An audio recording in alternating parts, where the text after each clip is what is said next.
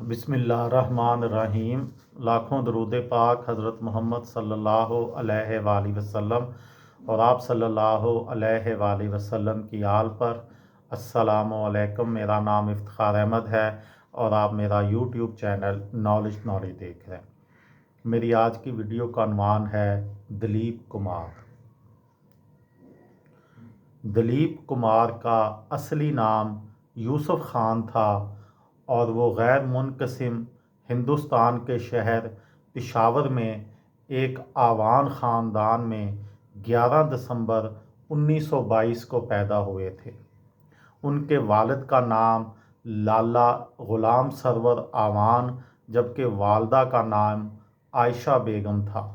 پاکستان کے صوبے خیبر پختونخوا کے شہر پشاور کے قصہ خوانی بازار میں ان کا آبائی مکان آج بھی محفوظ ہے، اس لیے اب حکومت نے اسے تاریخی ورثہ قرار دے دیا ہے۔ وہ اپنے اہل خانہ کے ساتھ 1935 میں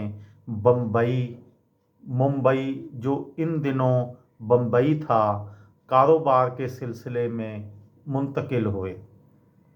اداکاری سے قبل یوسف خان پھلوں کے سوداگر تھے۔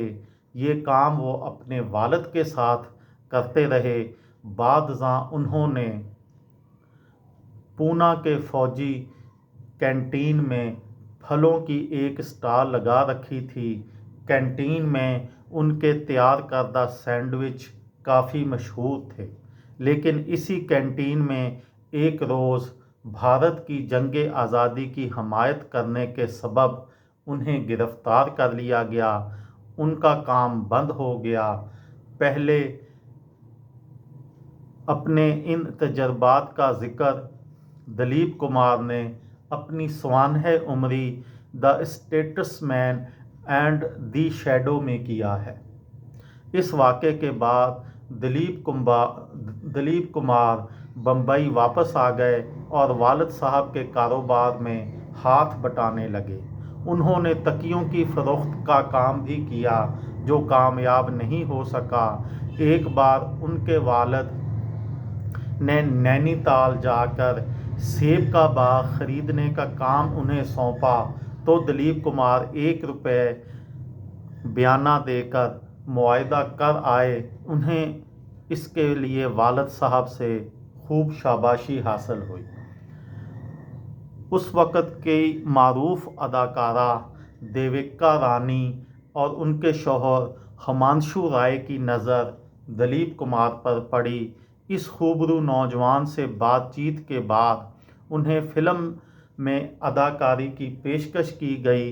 دیویکا رانی نے انہیں یوسف خان کے بجائے دلیپ کمار کا نام اپنانے کی تجویز پیش کی۔ دلیپ کمار کی بطور اداکار سن 1944 میں ریلیز ہونے والی پہلی فلم جوار بھاٹا تھی۔ باکس آفس پر یہ کوئی بہت کامیاب فلم نہیں تھی۔ 3 برس بعد 1947 میں انہوں نے نور جہاں کے ساتھ فلم جگنو کی اور یہ فلم باکس آفس پر کامیاب رہی، جس کی وجہ سے فلمی دنیا میں ان کی پہچان بڑھ گئی۔ اور پھر سن 1949 میں انہوں نے اس وقت کے بڑے اداکار راج کپور کے ساتھ مل کر فلم انداز میں اداکاری کے جوہر دکھائے اور اس فلم کی ہیروئن نرگس تھیں۔ نرگس جو کہ سنجے دت کی والدہ ہیں۔ اس فلم میں ان کے شاندار اسٹائل اور عمدہ لب و لہجے نے انہیں ایک مقبول اسٹار بنا دیا۔ انداز کی شاندار کامیابی کے بعد ان کی انتہائی یادگار فلمی سفر کا آغاز ہوا۔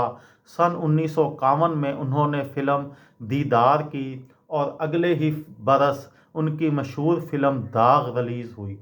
ان دونوں میں انہوں نے ایک ٹریجڈی ہیرو کا کردار ادا کیا، جن کے جذبات اور تاثرات کا اظہار انہوں نے اس فلم میں کیا۔ اس سے نہ صرف فلم شائقین محظوظ ہوئے بلکہ فلمی امور کے ماہرین نے بھی ان کی کردار نگاری کو خوب سراہا۔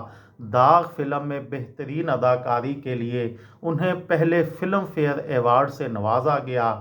سن 1955 میں ان کی شہرائے آفاق فلم دیوداس آئی اور اس کے لیے بھی انہیں فلم فیئر ایوارڈ دیا گیا۔ یہ تھی میری آج کی ویڈیو۔ کسی دوست کو، کسی بھائی کو، کسی بہن کو فائدہ ہو تو مجھے دعاؤں میں یاد رکھیے گا۔